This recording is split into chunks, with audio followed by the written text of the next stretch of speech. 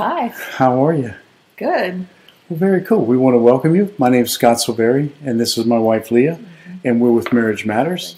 So what we wanted to do was Monday and then Wednesday, this morning, we shared one of the 4 laws, foundational laws of marriage. Right. And thanks to audio, it didn't come out. So we said, if you listen, missed the other one, you can go back because we have done some other videos. Yeah. So you can go back and look on the page. So it all, to catch and up. what we're doing, we're walking you through Marriage on the Rock course, and with a little ad lib. Right. So what we want to cover tonight is the second foundational law of marriage, Right. which is the law of pursuit. And you know, and that's so important because how often do you get married, and then what is like the big goal? What do people?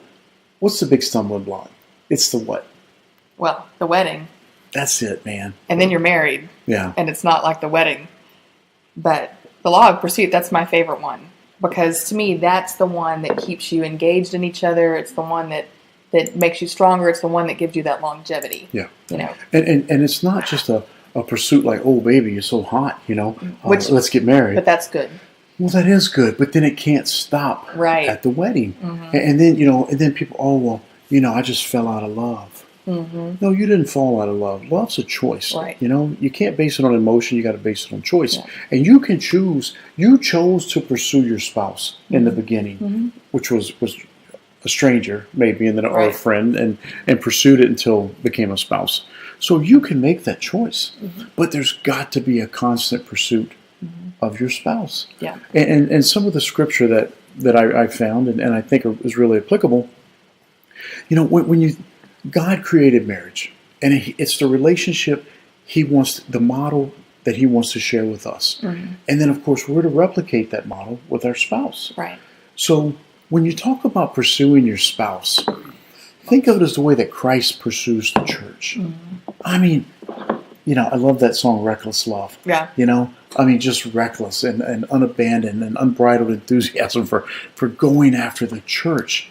But from Ephesians, I'll read, it says, but as the church is subject to Christ, so also is the wife ought to be to their husbands in everything. And everybody, guys love that about woman, submit, the wife will submit to their husband. But you got to read to 5:25 in Ephesians, and it says that husbands will submit themselves as Christ surrendered himself for the church. And that's pursuit. And if I want Leah to submit herself to me, she thinks in terms of security. Women do. That security comes through pursuit. Right. I am always encouraging her and praying for her. And look, we pray every morning. And sometimes, I want to say almost every time, I make it a point, no matter what we're praying about, I end it with thank you, God, for Leah. Because I want her to know that I am happy to go to the Creator and to our Christ and show my thanks. Yeah. Because I really, truly am thankful for my wife. So that's where the law of pursuit, and that's where that verse, think of it in terms of the way Christ pursues the church. Right. And another verse that I know you like it, because I read it to you all the time. Would you like to read from Solomon? Oh, no, it's much more effective when you read it. Well, that didn't work out the way I thought it was going to work out. But but again, pursuing, right? The love songs. But this is from the Song of Solomon. It says, turn away your eyes from me, for they overwhelm me. Your hair is like a flock of goats, keeping down the slopes of Gilead. I tell her that all the time. He told me my hair was like a flock of goats this morning. Your hair did. It looked like a flock of goats. It was beautiful, man. I just wanted to touch it. It was so beautiful. No, but that's a variation of pursuit.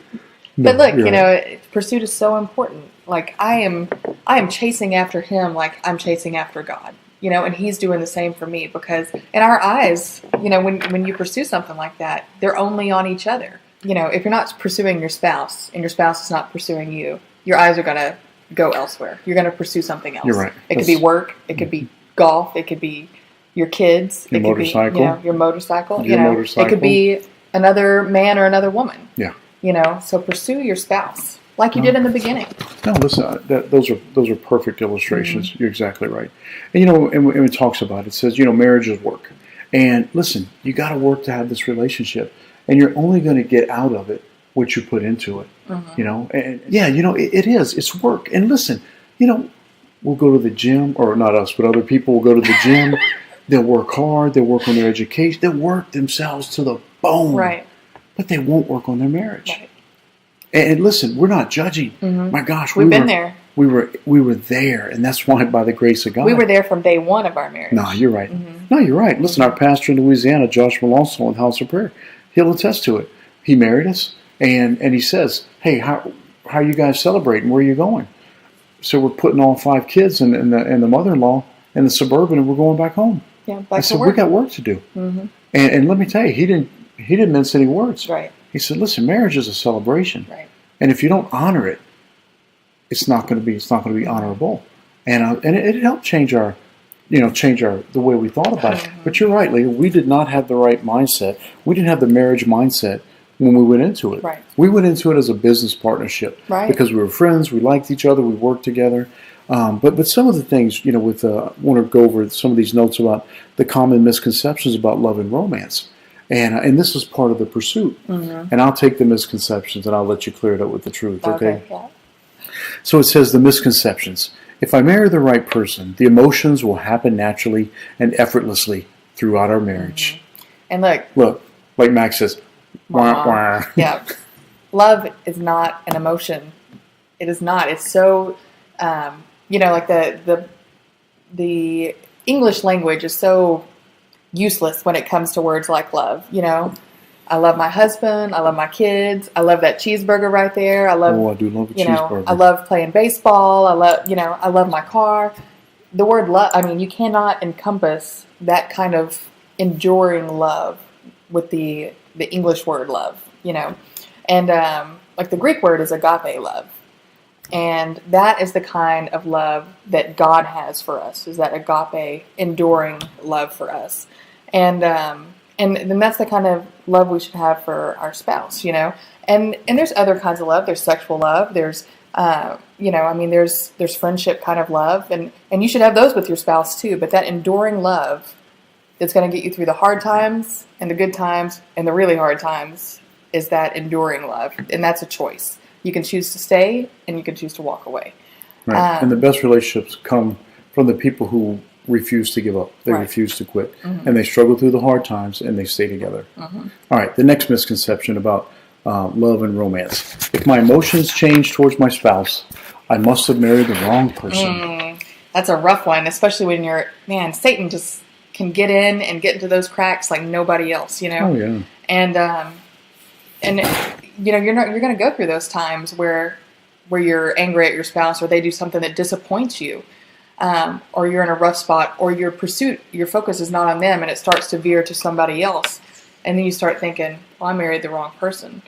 This is the person I'm supposed to be with." And look, and Satan will feed and feed and feed that lie. Listen, God, you can bank on this. Right. God will never bring another person into your life when you're married. Right. I mean, listen, Ever. You can He will forget never about bring it. you another spouse. Listen, I mean, Leah and I, we've been divorced before, and we've been through it. So you would think, well, they know better, you know. And we're married, and it's about the first week, and we're both thinking individually, I messed up. I married the wrong person. I mean, because it's the truth. Because the friendship, the business partnership, right? We were 2 running buddies. And that doesn't hold up when it comes down to the covenant. Right. And again, it's a choice that you make. It's not an emotion, and that's what's wrong with us, America. I guess our culture is we look at divorce as that big red reset button. Right. And it's going to be better the next time, and after the next time, it's going to be better the next time. Right. You know what the stats are? First marriages end 50%. 50% of the time. Second marriages, now you're twice as good, right? You've been married twice as many times. 62%. They fail 62%. Now, I mean, you're Ty Cobb. You're coming up there on your 3rd marriage, and you were ready to rock and roll this thing. Reset it, make it the best relationship you ever had. They fail 74% of the time. 3 out of 4 marriages fail the 3rd time. Because what doesn't change? Yeah. Your behavior and your relationship with Christ. So, the other misconception. Positive events, experiences, and actions should fuel the relationship and our emotions long term. like traveling and hobbies and right. making Those money. emotions get in the way, don't they? But marriage requires work every day. It's not supposed to be easy. The things that are worth working for are never easy, you know. But men often think they have to score points. You like that little video that they showed at church that time? Oh, where, yeah, that was funny. Where he wakes up in the morning and goes throughout the day scoring points with his wife. Because a man's payoff at the end of the day is what? Sex. It's sex. And so he's scoring points for sex. And then at midnight, his little counter turns over and it goes back to zero. I don't like the way his little counter turns over. I mean, maybe like your deposit, I don't know, whatever. But you're right. It is. It's about the pursuit. It's about earning points. Mm-hmm. And we're, and we say earning points in a joking way. But listen, with women, guys, we're like a microwave. And I know we got off topic and all, but when we're ready to go, we're ready for action. Mm-hmm. And women can take a day or days or more than maybe 2 seconds. So that pursuit helps establish security, and that security helps fan the flames of romance. Well, and like a message to guys too. When you pursue your wife, I would imagine, I'm not a guy, maybe you can confirm, that when you hear the word pursue her, it's in a sexual connotation. Right. And pursuit is not always sexual. Right. I mean, women like to be pursued sexually by their husbands for sure, but it's other things throughout the day that you're going to pursue her. It's non-sexual touches. Right. It's things like that. And that's where guys fail. And I'm glad you said that. You know, because that was one of our biggest challenges was I like to roughhouse. Right. You know, I do. I like to roughhouse with her and with the kids. And I mean, I'm a very physical person, you know. And then when it was time for love making, it was time for love making. We're going to get it on. Did I don't think I ever said that. But you know, then I had to learn about building intimacy through non-sexual touching. Right. Because really, for guys, if you and I high five, it's on. Right. But you're in another world. You're like, hey, that's a high five. I'm like, great high five. Great high five. Why are you taking your clothes off? Yeah.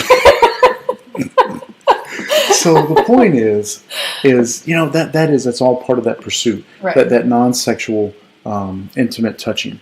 Now, the other misconception: when we have no emotions or have fallen out of love, there's no way to get back in love. And listen, how many times we hear that? We just fell out of love. I just don't love her anymore. Right. What's the truth, man? Well, the truth is you need to remember when you pursued each other. What made you love your spouse when you were dating? Go back to that time. Go back and do those things. Find those things. Her goat-like hair. Her goat-like hair, that's right. That was Solomon. And ask your spouse for forgiveness. You know, there's so much pride in marriage.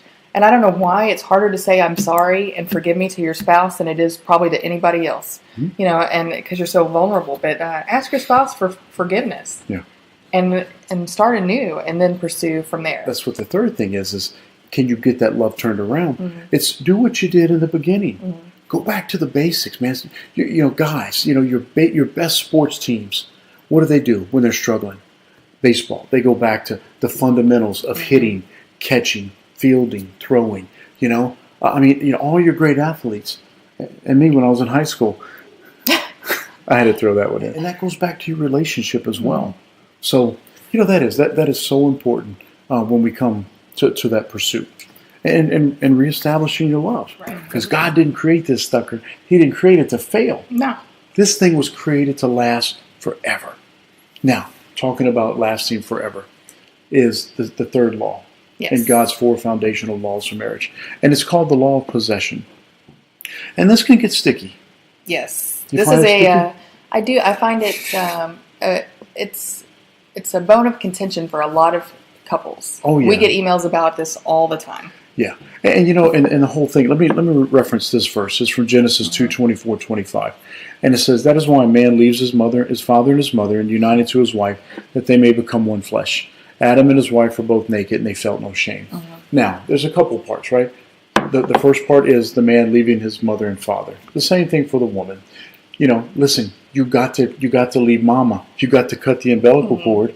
And because what happens? Every time there's a fight with a spouse, and nothing against the ladies, but they're on the phone with mama. They're on the phone with mama. And of course the guys are calling their friends or the best man who I told you not to marry in the first place. Right. You know, you have got to leave those people and you've got to cleave to your spouse. Right. Your spouse now becomes the most important thing in your life. Mm-hmm. And you know, so that's the first point, becoming one flesh. You know, I used to read that and like, well, what do you mean, man? We gotta hang out all the time. Mm-hmm. But you know, you do. There becomes a meshing, a spiritual meshing that is at a higher plane than a physical oneness. Mm-hmm. But you know, but even the oneness, becoming one flesh in the act of non-sexual intimacy and also sex. Mm-hmm. So that's the other part. And it said, you know, then it says Adam and Eve were both naked, and you know, they probably were. They were running around naked. How cool would that be? You got the elephants and the lions sitting there and they're running around. But being naked means that they weren't hiding anything. Right. They were absolutely transparent. And then they felt no shame. Right. Well, they didn't feel any shame about their bodies. So I guess they were probably built like Mr. and Ms. Universe. But they didn't have the sin of the guilt of sin at that time. Mm-hmm. So, you know. And that vulnerability, like when you talk about nakedness, you mm-hmm. know, I mean, you should be vulnerable in all aspects of your marriage, you know, whether it is actual nakedness or whatever's, you know, your past, your dreams, whatever's going on. That vulnerability has to be there with your spouse, you know. And I'll share real quick, you know, when Leah and I met, you know, we were not willing to be vulnerable because we'd both been hurt in the past. And, you know, so when we came together, I always use the example of suitcases, you know. We each had our baggage. Our luggage. Mm-hmm. It wasn't baggage, it was luggage. And our luggages had stickers. You know, it said Chief of Police and PhD, and hers said accomplished author and classical musician. And these were beautiful stickers on our beautiful luggage. Mm-hmm. And we carried those around for about the first year.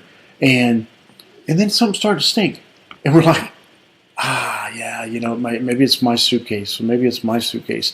When we finally began to unzip and unpack what was in our suitcases, mm-hmm. in our lives, in our past, it turned everything around. Right. But you know what? I wasn't willing to be naked in front of my wife. I wasn't even willing to pray with you mm-hmm. because, oh my gosh, what if something slips out? Or what if I don't say the right thing or something mm-hmm. like that?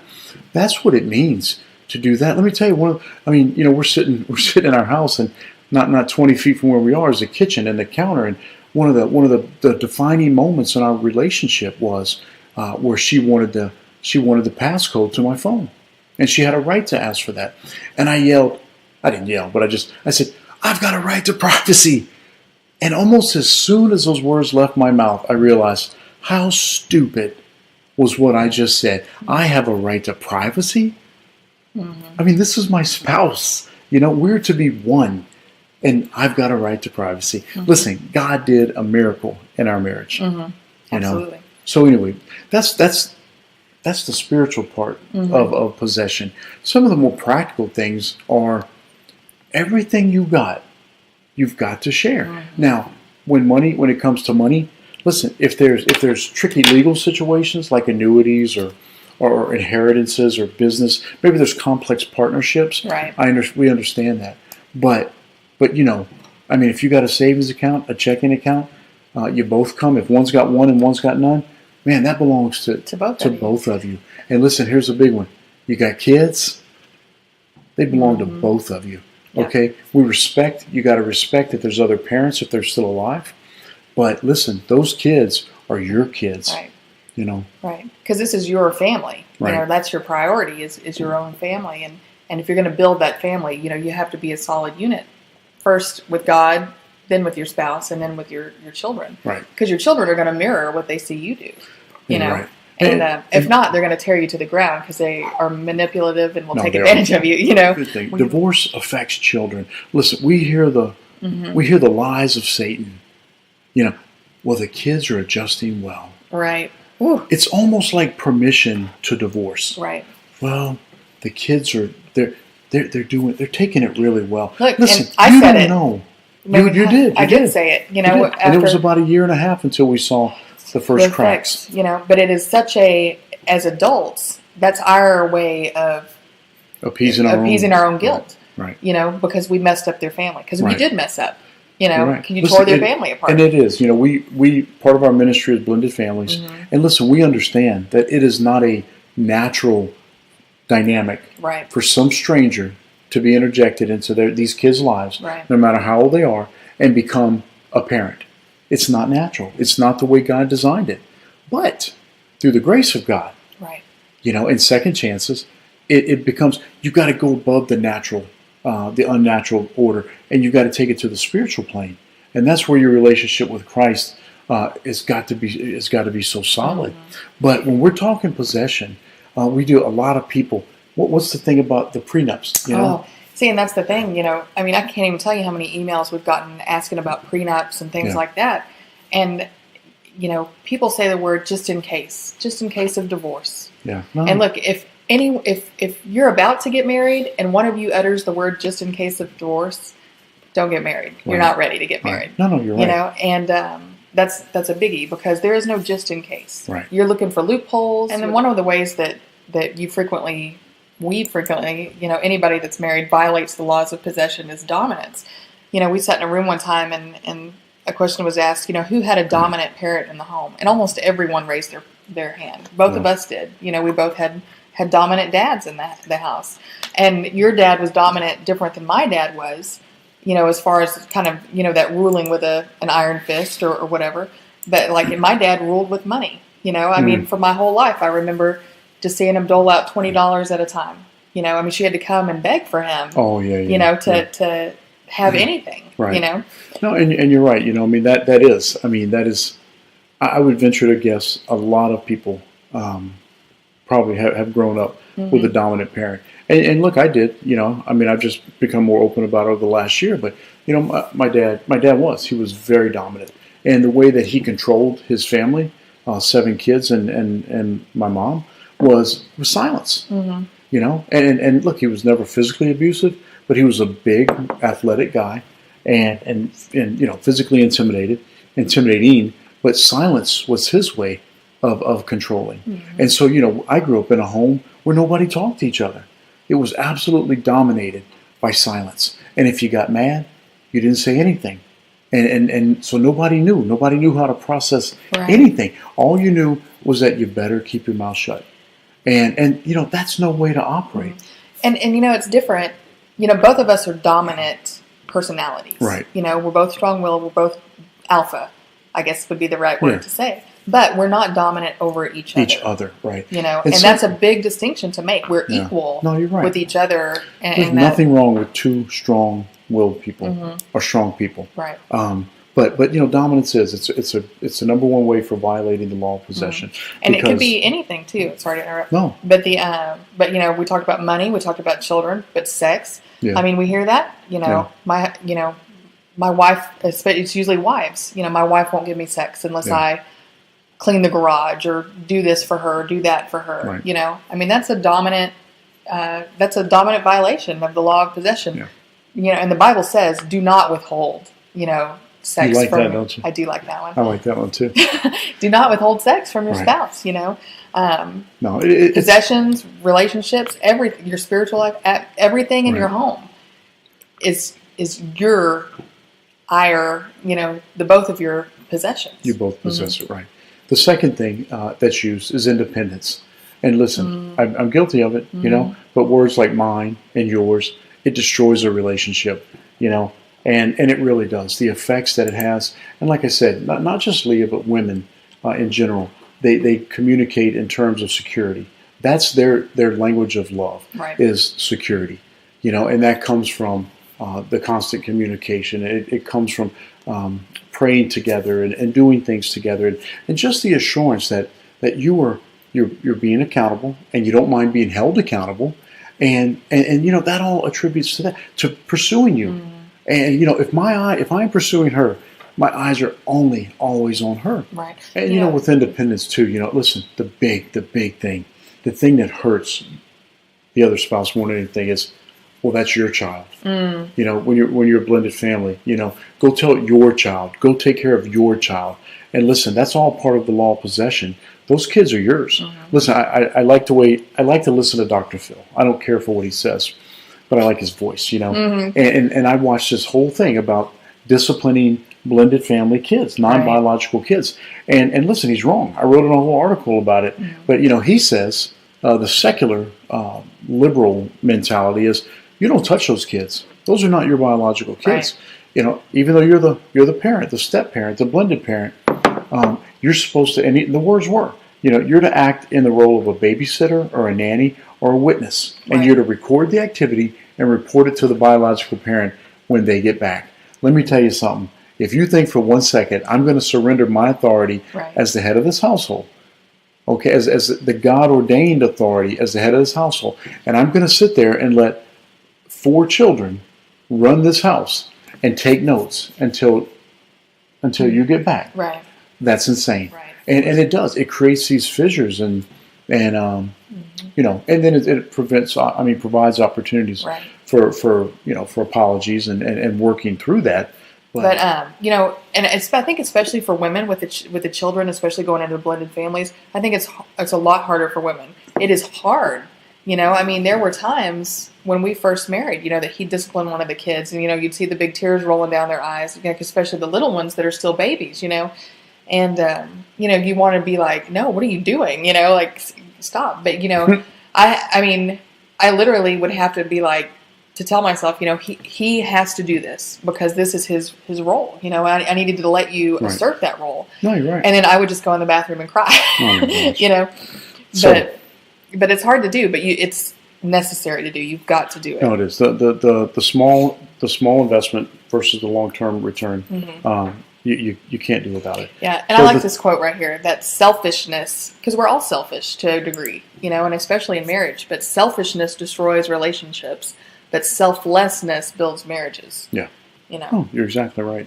Because we do. We came into this, like you said, if you've been married once before, twice before, 3 times, whatever it is, you come with new baggage. And it's your baggage, and you're like, well, I'm going to protect what I escaped from that last marriage from.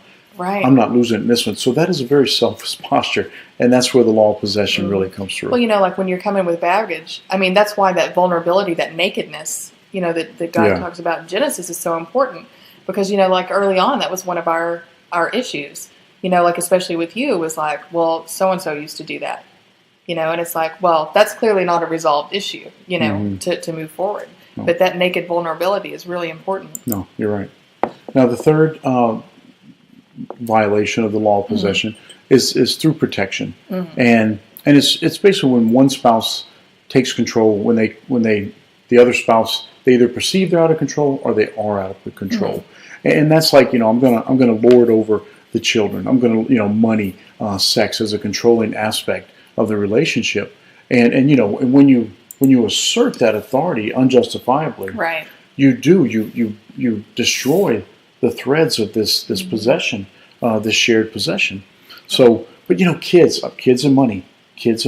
Those are the big 2-ticket items. Right. The first marriage. We were sitting at a workshop about 2 years ago, and it was a great illustration. Remember that?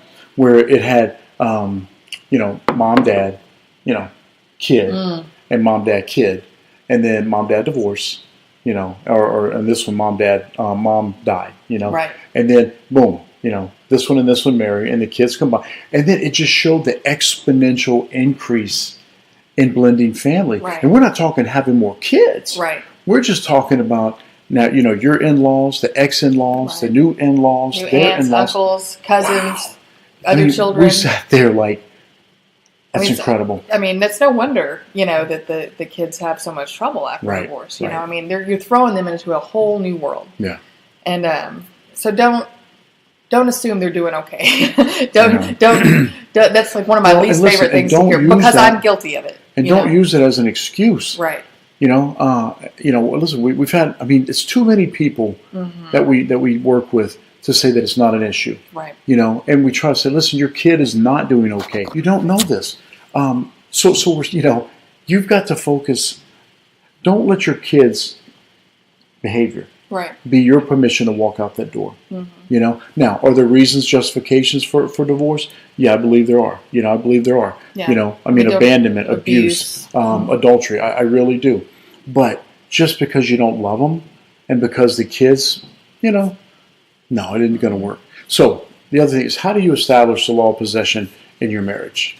First of the thing is to ask your spouse to give you input concerning issues, especially big ticket items. Like we have a rule in our house. If one of us does not agree, we don't do it. There's prayer involved, and sometimes that can ruffle feathers. Like I really want to do this. Like I want to go to Chick-fil-A. That's serious for me about that.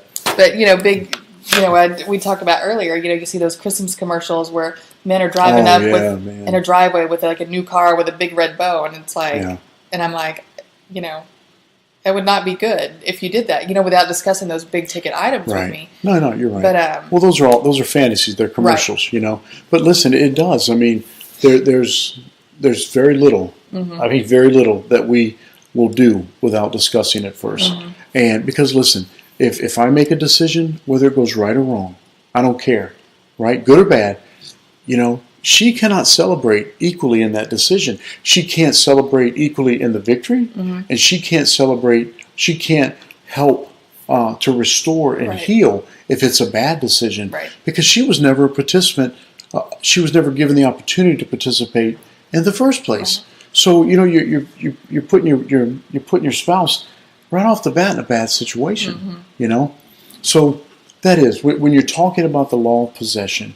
It's always got to have that mindset of, it's ours. Listen, it's our good stuff. It's our bad stuff. You mentioned it earlier, too. One of the biggest conversations there's many conversations that couples don't have before they're married. That's why we recommend SYMBAS. That's Save Your Marriage Before It Starts, to do that assessment. But, you think about, have you shared a credit score when you get married? Oh, yeah. Do you know that's a whole episode. Yeah. Like, do you know how much child support your spouse has to pay? Right. And look, when you get married, guess who's, that's y'all's money. It's our money. You're paying it too. That's a big bone of contention. It is. A lot of spouses, every time they see the other spouse writing that check, I mean, it does. It causes grief. And so, we enter into our second, third, and fourth, and fifth marriages with this misconception that it's going to be okay this time. And listen, it's not, unless you change your behavior with your relationship with Christ. What you looking for? I was just pulling up comments. Oh, okay. I could see them all. Some of the notes that we'd written down that we kind of gleaned from this are, if you are a blended family, and we're talking about possession, possession of everything. Do you trust your spouse with your kids? And listen, and not you'd only be surprised. And that's a big, especially when you're dealing with like estates and things like that. If something happens to you, and you're the sole beneficiary, do you trust your spouse to be fair with your kids? And like, you need to be at that level. I mean, everything is yours. It's y'all's together. Right. And but the issue with the kids is, especially when it gets down to discipline. I don't know if you believe in corporal punishment or just talking them to death or whatever, but to allow a non-biological parent to put a whacking on their little heinies. I mean, it takes a level of trust and a true commitment to possession. But you know what? These are things that have got to be discussed beforehand to tell you how to raise or discipline your kids. But we can tell you from a biblical standard that based on this law of possession, that those kids are your kids. And if you don't have the authority or you don't have the desire to do everything from mentor them and teach them and love them and encourage them and discipline them and admonish them, then you're not basing your marriage and your blended of your family on biblical principles. Now, what you were alluding to with the money, and I love that saying. Is your money married or is it just dating? Bam. So that's a big question. Listen, I mean, I always like to joke that when we met, Leah was a very successful author, and I was a chief of police, probably making around minimum wage. There was disparity in our earning, and you know what? I thought, I'm going to make this macho effort because I lived well. I'd saved my money. I managed well, and I was like, let's do a prenuptial agreement.